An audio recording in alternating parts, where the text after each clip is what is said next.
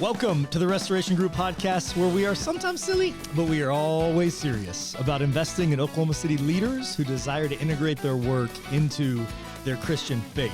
I'm your host, Clay Steves, and today I am joined by my new friend, Niki McClain. Niki owns Collection 7 Realty, a boutique real estate brokerage, and she owns multiple, and Balance Kitchen Co., a meal prep company.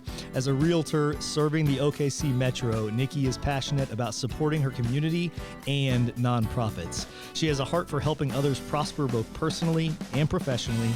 Niki knows with God at the center, you better be prepared. You better be prepared for an adventurous ride. Niki, welcome to the show. Thank you for having me. Absolutely. We've already had fun. Yes. Even before hitting record, Yes. We've already been telling stories and having fun. So I'm anticipatory of our time, right? Setting a good tone for us. Okay, let's go. Collection 7 Realty first. Tell us about this business. So I actually had a real estate company that we kind of took a shift. I've actually been in business 4 years. Okay. Owning a company, Okay. realtor for 8. Last year we took a shift, which was a hard year. We'll probably talk about that. 2022? Yes. Okay. And so Collection 7 Realty was born last July. Got it. So we just celebrated our first birthday with a pool party with water slide that went That's into the what pool. I'm talking Yeah. about. And Cake. congratulations, 1 year. That's a big Thank you. deal. That's a big deal. You bet That's a it big is. deal. That's awesome. So we are very faith-based, but also very open. Okay. What does that mean?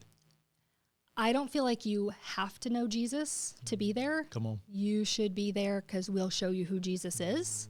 I will say most do. We have a really strong culture, which is really cool. Everybody there, real estate's kind of grimy. I literally have talked to God many times about this is really where you put me. You picked real estate of all places. There are great things that come from it, but it has a lot of arrogance to it as well. Okay. And I don't like that. Let's be humble. Let's show some humility, right? I'm super competitive internally. I'm not competitive with anybody else externally. So, right, we'll just keep that inside. But I am more excited about our brokerage as a whole, what we do. And it is just crazy. The people that we have, I know everybody says they have the best people, but that's a lie. We literally have the best people. Why are you saying that about my people? I'm sorry. My people are Your the people are best. good too.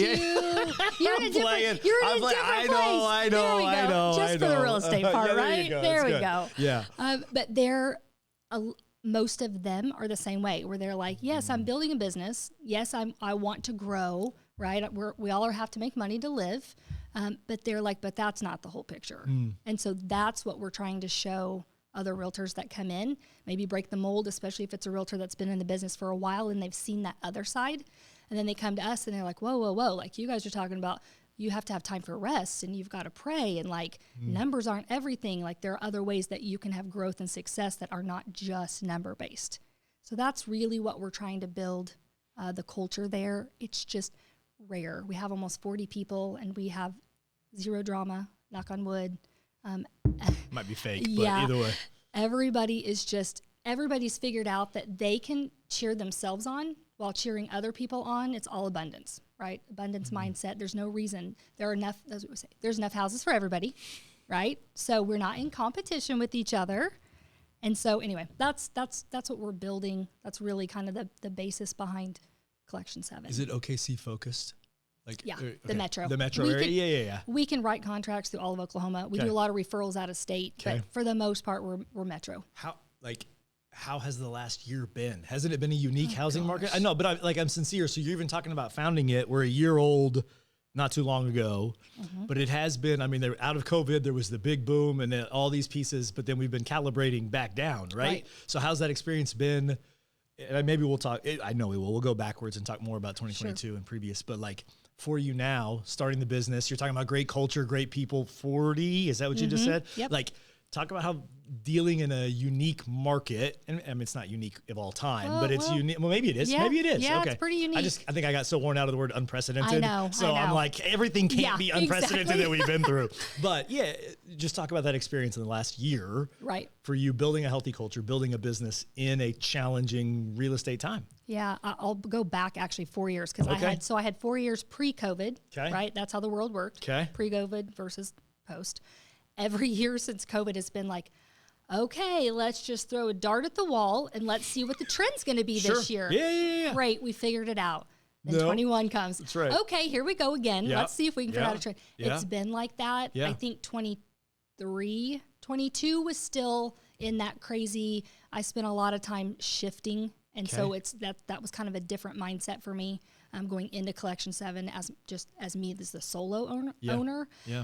But this year has been like where we all go, okay, now let's get focused. And then you look and you're like, well, this market's dumb too. Yeah. I mean, it's just awkward. I would say 23 has been an awkward year. Okay. But I think we're slowly getting back on track. So those of us who knew pre-COVID what the real estate market looked like, we're somewhat able to see what that looks like. You know, we have agents at our office that came in, you know, maybe they got their license a year, 2, 3 years ago. Sure. They have no idea what a normal market looks like. Yeah. We'll say, you know, back in the day in 2019, right? And they're like, what? So that's challenging for them because they have to relearn what a normal market looks like. Okay. It's just been a lot of pivoting. Yeah. But I mean, that's business, right? It does feel that way. Yes. Yeah. Yes. Okay. Okay, now let's shift. Let's just even get an overview on Balance Kitchen Co. Tell me about the business and where it came from for you. So we have partners, business partners that were what we do this with. I had been buying meals from him out of his house.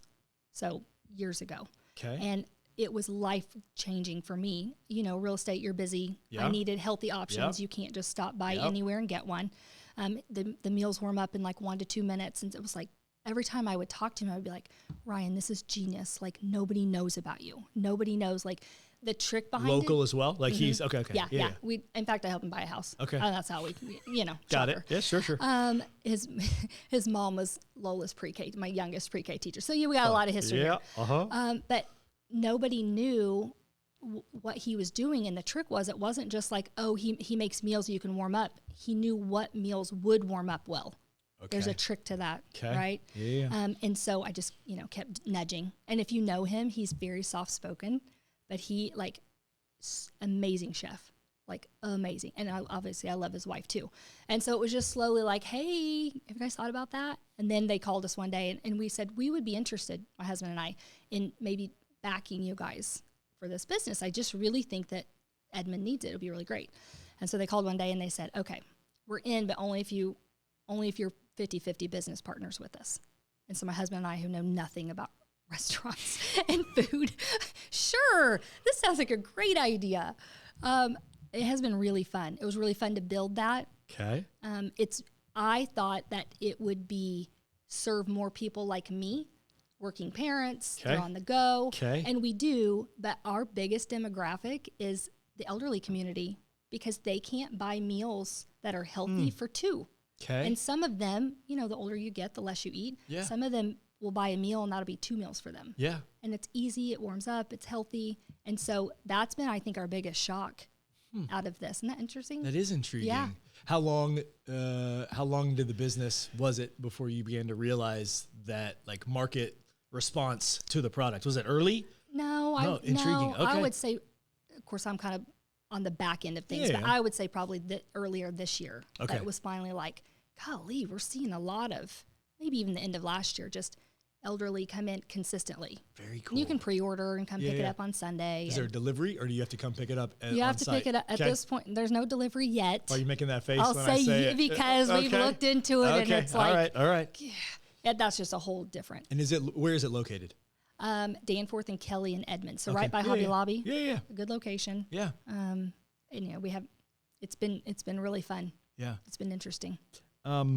Okay. So you are clearly an entrepreneur. You clearly are a starter, go-getter. Kind of got the bug. You got the itch, the DNA, all the things. Yeah. What's been the most challenging season you've had since you've been on the entrepreneurial journey?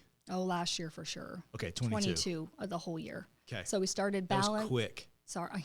No, I'm just saying, I just mean like your response to it. Like, it's like a real, is that because it's fresh or is it because it's so clear? No, I think it's so clear. Okay. All right. So the beginning of 22, we started Balanced. So, the beginning of February. So we'd spent several months building. You started both of those in 22. Yeah. Okay. All right. Yeah. All right. Okay. Yeah, that's why I said 22 years, like crazy. So we launched that in February. So that, that takes months of work. which is hard to balance. I'm selling real estate and I'm building this business and I have 3 kids and yada, yada, yada. So we launched that. And then in February, I started Cultivate. You guys are familiar with Cultivate, I hear. We are familiar with Cultivate. Yes, we are. I did Cultivate from February through May. Okay. And that was life-changing. And I try not to use that word that often. But that was the pivotal moment for me. And it was interesting because my business was slower last year when everybody else was like crazy selling. And it was like, what in the world is going on? And so then June rolls around and it was very clear that a change had to be made. And I think the hardest part of that change was because I had a co-partner. The hardest part of that was it was very clear it needed to happen. And it was also hard because it wasn't going to please everybody, which is not an easy task to be asked to do. Okay. And listen, I prayed and prayed and prayed and prayed and prayed and prayed on like, surely this isn't it, right? And so had the conversation. Anyway, ended up, if I hadn't have done that, I think that we really would have gone in a different, I think we were going downwards. The culture had shifted, not quite in the way that I don't think in a bad way, but you have 2 people running it going in completely different ways on how it wanted to be ran. And so it's like mom and dad are divorced and kids are like, who am I supposed to? It was not working. And I knew God was like, I called you to something for a specific reason and this isn't it. And Cultivate was kind of the eye-opener. And at the very end of Cultivate, they bring 3 prayer warriors in to pray over you. I'm not supposed to tell you this part, but it's coming. Don't tell listening, anybody. But I'm not listening. I promise I'm listening, but I'm not listening. Yeah, well. And they prayed over me, and they talked about how I'm doing a lot behind the scenes and you think no one sees, but God sees, and all these people are going to come into your life and you're come out of the woodwork. You don't know where they're going to come from. It's going to build these deep relationships, and God is calling you to something bigger. And he's here. They said something like, forget about the past. He's going to heal your heart from neglect and anger and hurt and propel you forward. And it was like, what the heck are they talking about? Okay, thank you guys. And that was May. And then June, I ended up making the switch. And I wrote down every word for word on that prayer because I had videoed it. And I go back still and read it. And it was like, he had to stop me. Like he had to literally come to a halt in order to propel me forward, because that's some deep listening when you're talking about making such a significant change that's going to affect so many people. Yeah. And maybe not everybody's going to like that change. And so that was hard, but then getting over it and then coming back and rereading, like, I'm not joking. These prayers are like coming to fruition. Every one of them makes sense. It's like, oh my gosh, I see that. Oh my goodness, I see that. Like it's all making sense, which gave me clarity towards the end of 22. It was like this year was muck. Like it was hard. Everything was hard about it. Yeah. My real estate business was slower. You're building balance. You've got this switch. Now you're creating something new, and you've got some people who don't love it. And by the end of 22, it was like I really felt like God was telling me, like, thank you, sister. Now that we got that done, let's go. And 23 has been my best year I've ever had in real estate. Yeah, which shouldn't be, because it's been a weird year. Okay, let's try to. I gave you a lot.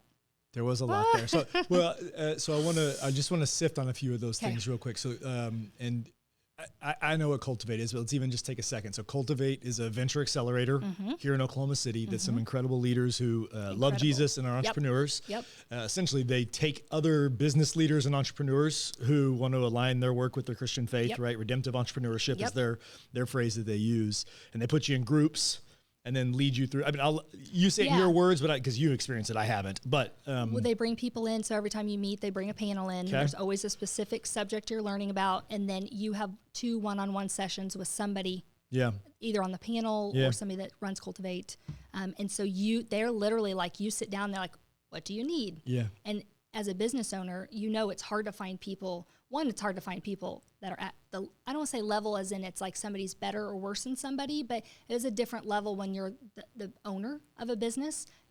Right? Who are going through the same stuff. Correct. Yeah. And so it's hard to find somebody in that, but it's even harder to find somebody that's doing that and wanting to put God at the center, in my opinion.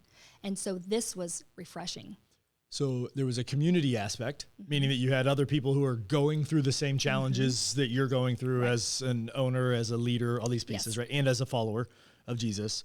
You also had guides. So you had experts or people who are ahead of you on the path coming in and speaking on. I'm just trying to get the ingredients for that season. We're talking about your businesses were, what I heard, in a rut. In other words, in a market where in real estate, it was actually doing well in early 22. Am I remembering this right? Yeah, 22 was good. And not the real estate company was doing fine, me personally, business, because I still do both. I still run the company and sell. Yeah. And so it was not everybody else is crazy busy, and it's like, oh, intriguing. What is going on here? Yeah. Now you're asking me to do it. Just got back on track, and now we're doing something else, like all in the same year. Yeah.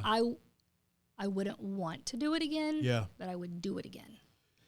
So stay with me for a second. Okay. Because your story is your story, which means it is true and is your experience. I am hesitant for a listener to hear, I'm in a hard season.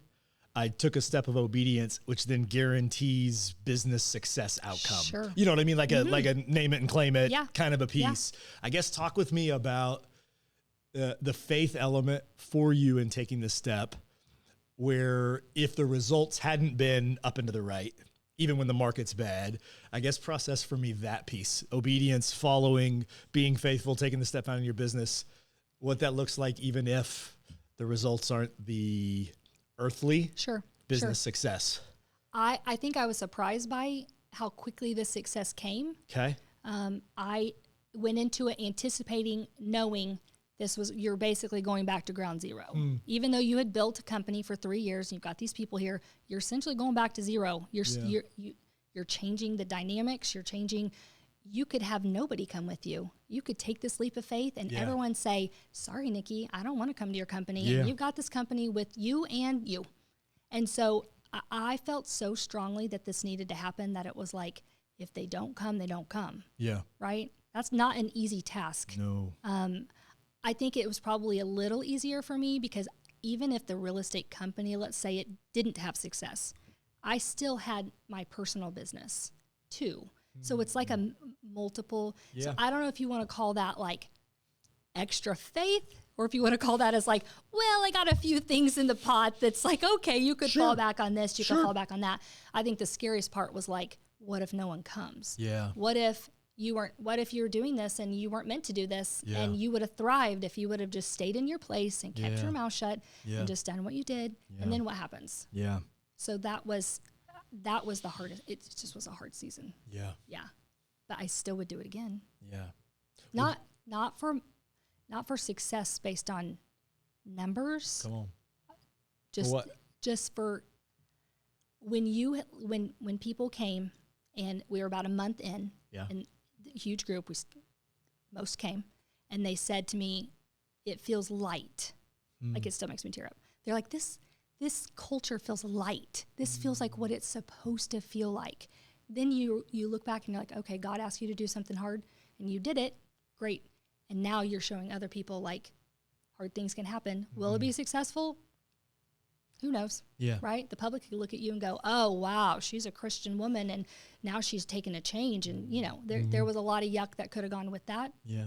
And so faith has to grow through that. Yeah. Or else you can't get back up. Okay. So faith grows in it. Mm-hmm. How did it challenge your faith though? In other words, like, did you wrestle God in that season, even after you'd taken the step? Was there questioning? Was that like did it? I think I questioned him more in the first half of 22. Okay. Where it was like, come on, gosh, and now I'm starting balance. Like, you're asking me to do things, I'm doing it. Yeah. Why is my personal business not thriving? And going to cultivate. Like, come on, what else do you want from me? Doing what you believe and think are obedience. You're doing what you believe are the right steps, but yet. Yeah, but nothing's happening. Yeah. You're just spinning in circles. Sure. But when I made the change August 1st, so we switched over August 1st, it was like the weight of the world came off my shoulders. Okay. And in that moment, it was like, you will build it. You will build it up. Might take a year, might take 5 years, might take 10 years. But you did what he asked you to do. Yeah. Which is not an easy task. Knowing that we'll see. Yeah. Right? Yeah. And so I don't know how your faith can't build. I journal. I'm a huge journaler. And so I like to look back, and it's like you can feel all of that emotion you wrote throughout that year. Okay. And then you look back at the things you wrote, and at the end of the year, you're like, gosh, he literally was guiding you the whole time. You were complaining the first half of the year, and he's up there saying, would you just chill? When have I not had this figured out? Yeah. Right? Yeah. Okay. So you made the segue. Perfect. Okay. High five. Great job. Well done. Practical, like talking about practical ways to keep God at the center. That's a phrase that you have had online and put forward in your story and at your businesses. So talk to me about the journaling thing. Like, let's go practical. Is that a morning thing? Do you have a specific type of journal you use? How do you do that? Like, what does journaling for you look like as a discipline? It's not fancy. Okay. So it's a notebook. Perfect. That's actually good. Yeah. I'm just saying, like, to encourage people. Yeah. I think often we think about these things and make them Target. Some big, okay. So you go to cute notebook. Yeah. I'm not going to use that one, but that's great. Yeah. I think I'm not consistent at journaling. Okay. I'm very consistent in a hard season. I'm like daily. Okay. Mornings. I'm a Bible reader, obviously, starting my day. I really like to read something in the Bible, if it's a YouVersion app, something like that. But I also really like books from authors in business that also put God at the center. So like Mark Batterson is one of the examples. In a pit with a lion on a snowy day, right? Yeah. Okay. Yeah. I'm with you. Okay. So I will, after I'm done reading the Bible, then I usually read a chapter I always have them on hand. Like there's always in queue. And so I'll read a chapter on that. To me, that centers me for the day, because especially going into business. Then it's like, all right, you had your quiet time with God. You heard this. And now you're reading this book. And now it's getting you still. You're still got God going. But now we're bringing in the business side. It's like it sets the foundation for the day. Okay. Then I can go in. And some days you're like, I don't know what we're doing today. Okie dokie. And the other days you're like, oh, I know where we're going. Yeah. Like, this is great. And so then I'll journal more when I'm in a hard season. Or if something really exciting is going on, I'll try to journal that. I'm not as consistent as I should be in the daily. But I don't know who's telling you should be daily. I just want to say that. Yeah. I want to encourage Sometimes you there. The mundane's like, Okay. But hard seasons, that's where growth comes. Okay. And so if I had to pick, that's where I would want to journal, because I have reread my journal from 2020 forward many, many, many, many times, reread it. And it's like, it's interesting to see how, because I can feel those emotions, because you write how you feel. Sure. And I'll read that and feel that. And then I can literally tell when I get to like turn the page and it's like things start getting better, you can feel it again, that it's like, oh, it's getting better. Yeah. Okay. So to me, it's a reminder of, hard things happen. Okay. You made it through. You consistent Bible reading. I hear that as one discipline to keep God at the center.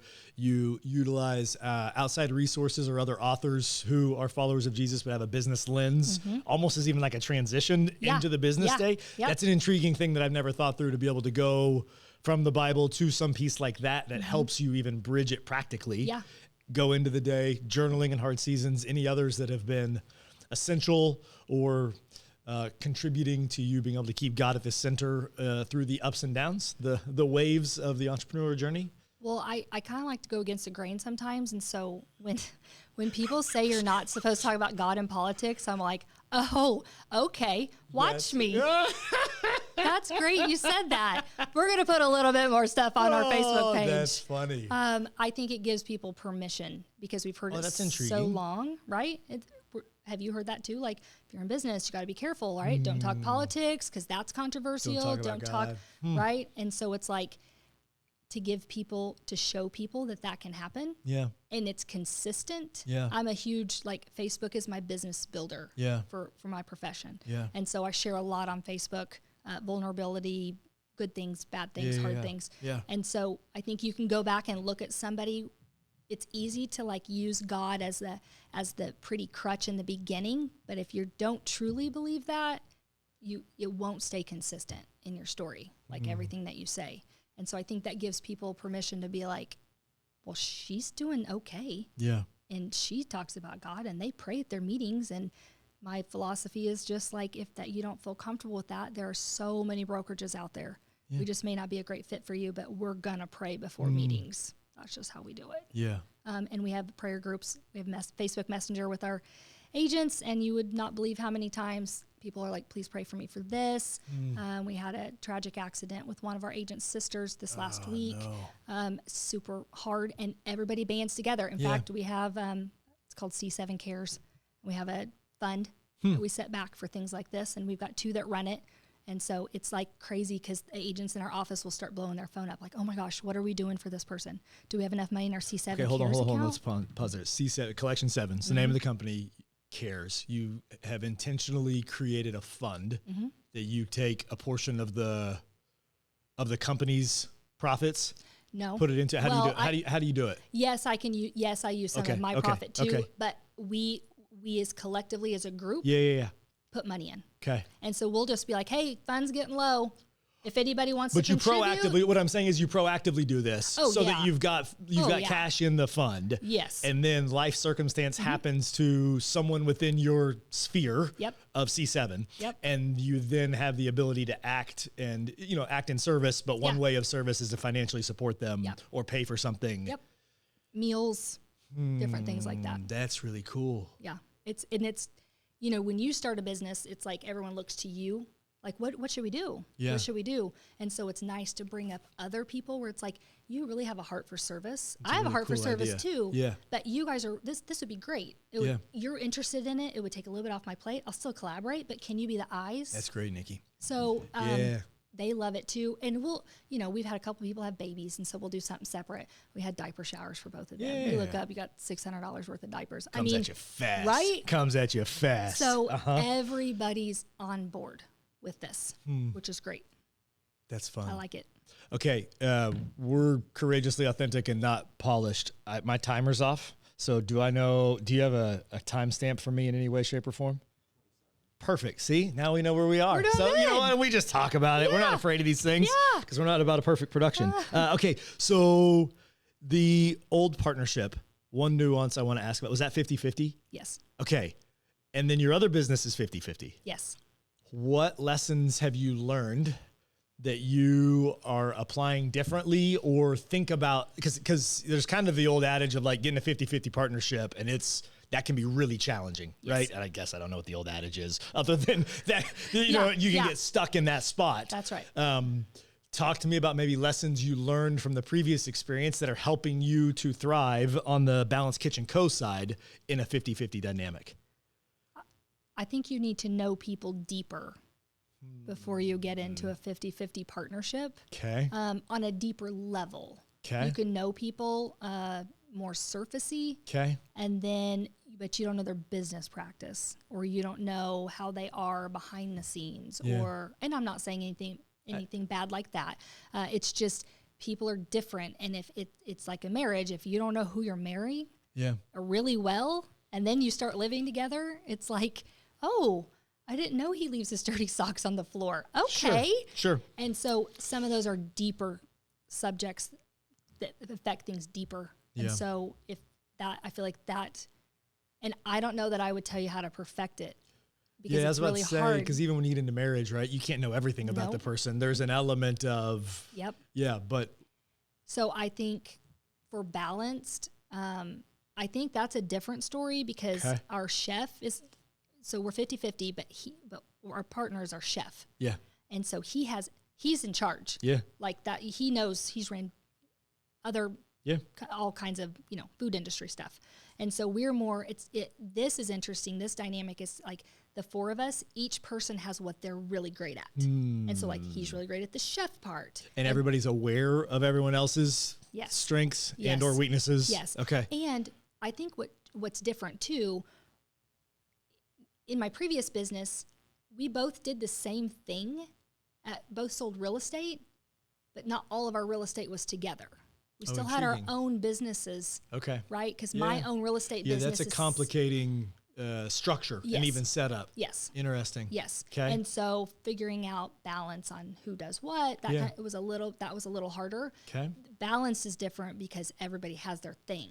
Yeah. And so no one really has to cross over to anybody else's lane. Yeah. And so it's like my husband is the accountant part of it. I mean, he's a big fat nerd when it comes to Excel and stuff like that. Don't even ask him. He knows. You said it. I was about to say, if he listens, you're the one who called him a big fat nerd, not me. But he's really good at it. Yeah. And so That's what you want. He can do projections and things like that. Yeah. And then, you've got our other partner. She's really good at like putting together, finding people to help with like marketing pieces and putting things together and like different things like that. And then you have me who's like, who can I talk to? Who can I talk to about balance? Yeah. And so I think that makes it different. Yeah. If that makes sense. Okay. But I don't know. I haven't perfected on like, how do you know ahead of time? Yeah. It's hard. How do you sift it on the front side? Yeah. Because you have to all be in the same page. It's like, oh, what do we do with our extra money? Is that going into a savings account? Are we buying extra stuff for this? Where, like, you have to all be cohesive in that. I mean, not everybody's going to feel exactly the same about everything, but Of course not. you can come to a general agreement on. So a give, take. But because we're not all fighting for the same, we're not all doing the same thing. Yeah. Because all of us have careers outside of it except Ryan. Yeah. Our other part, his wife works. Yep. Obviously, I work. My husband works, and so then we come to. So Ryan's kind of the boss. Yeah. Ryan and his mom. Don't tell Ryan, but his mom's. Ryan, I hope you listen, and I hope you heard that. We call it Renee's kitchen. So that's fun. she's probably why we're so busy. She's like the face of balance. It's really cool. You can't not love her. But so I think that's different because we all have our own entities that are outside of that. And then we come together to discuss, what do we need to do? How do we need to grow? Where are we at? How's this month look? And then we all go back to so it's different. Paint me the picture. So let's do some vision casting for Balanced. 5 years from now, what does Balanced look like in Oklahoma City? 5 years from now, I think the goal would be to sell it to somebody who can take it to a different level. Different level of scale? Okay. Yeah, scale. Okay. I think that's the 5-year goal. Okay. We'll see. We're only in year 2, so we'll see. Yeah. But I think that's the goal. Everyone loves it. Okay.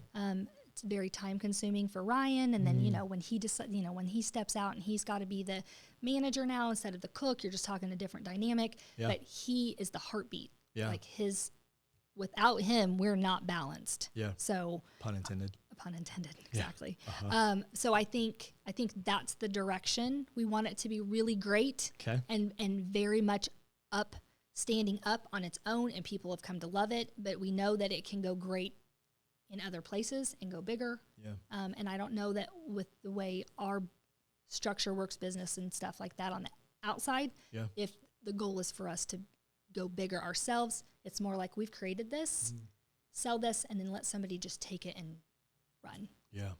Or we just sell the business and we just run a lemon butter chicken food truck. That sounds good. Lemon.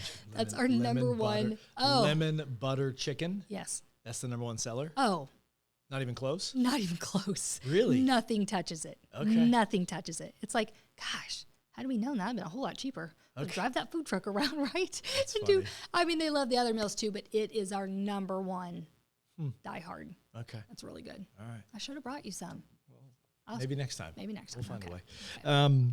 Okay, let's go back to the God at the center question. Let's go back to that idea. What has your entrepreneurial journey taught you about God?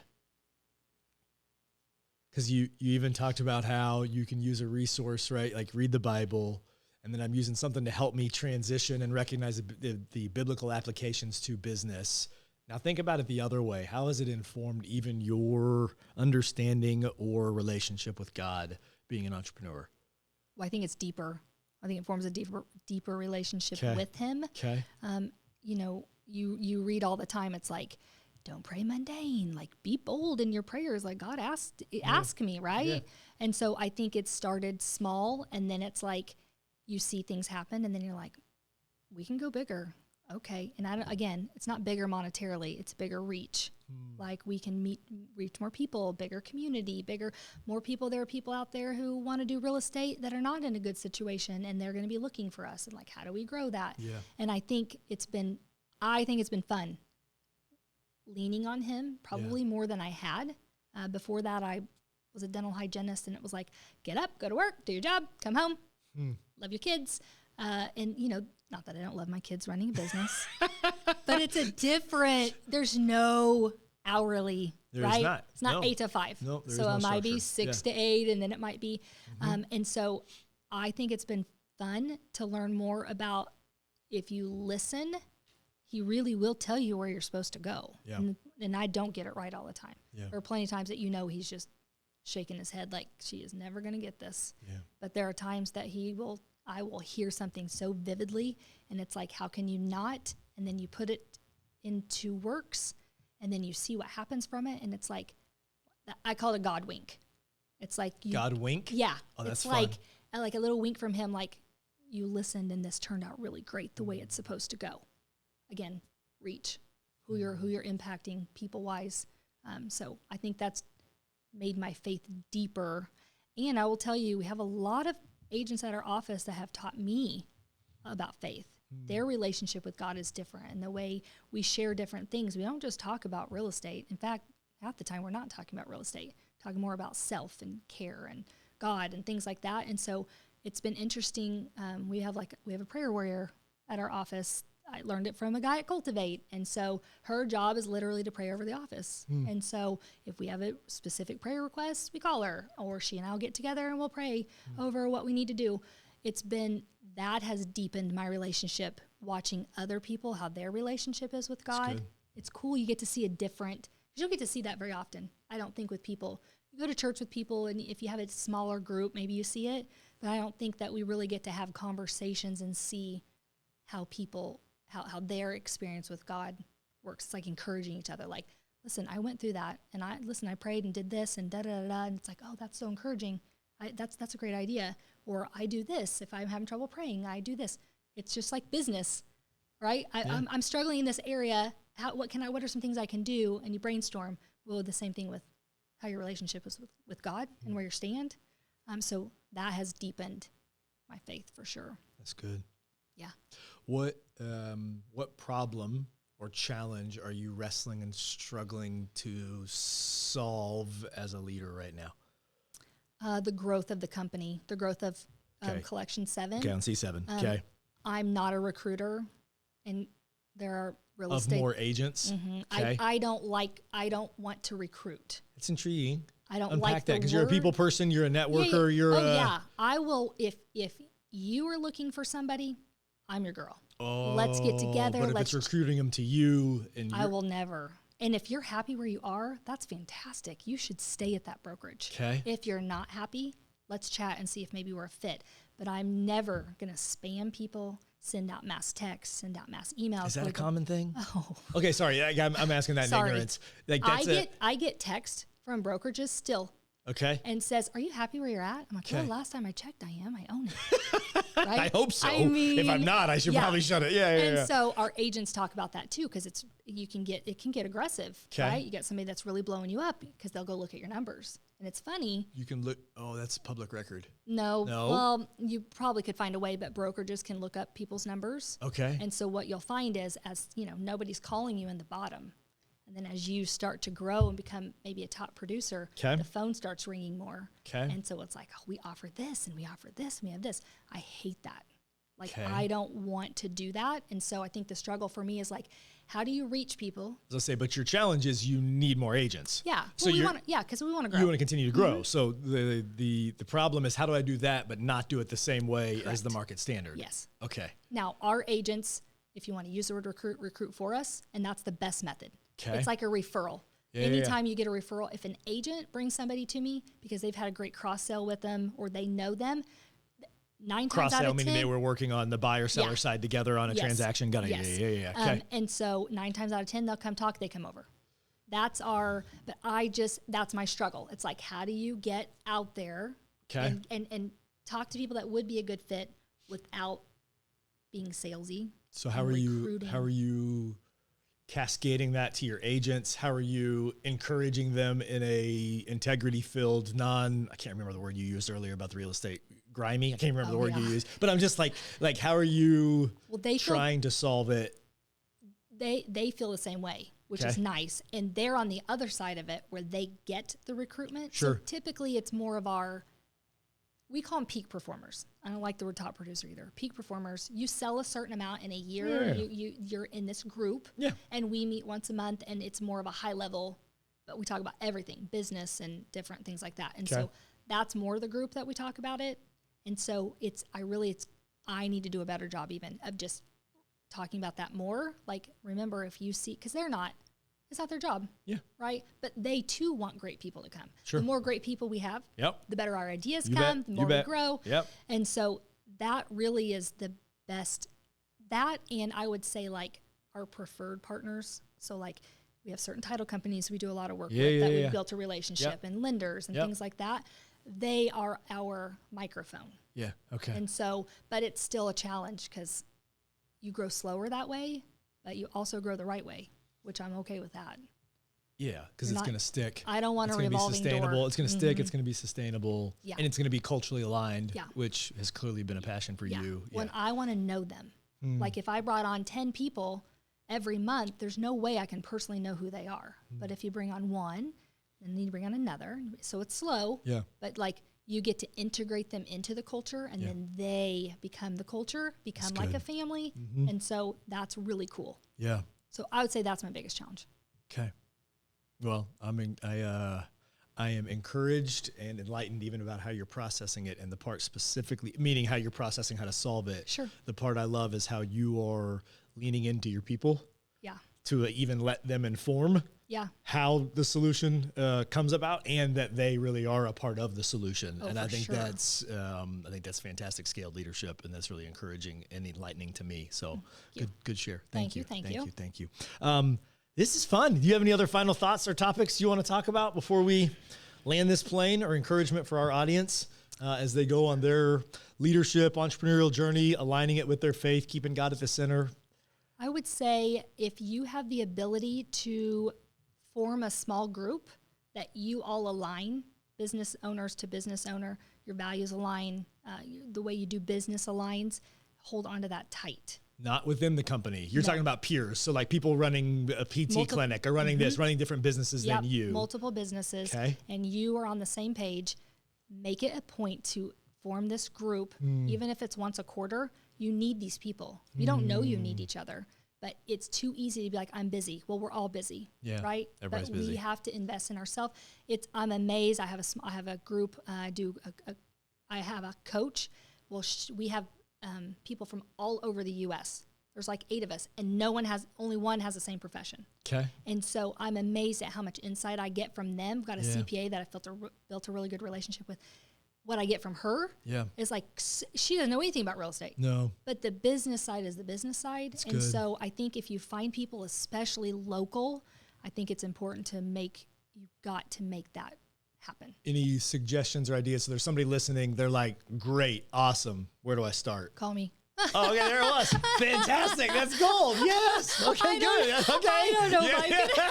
You said it. Right? Hey, you heard her. Room. Okay, there it is. I think everybody knows somebody. I think that's the point. And so you get somebody that's like, I'm in this phase of my journey as a business owner. Like, who do you know? Yeah. That is why it's like, who do you know? Who meets who?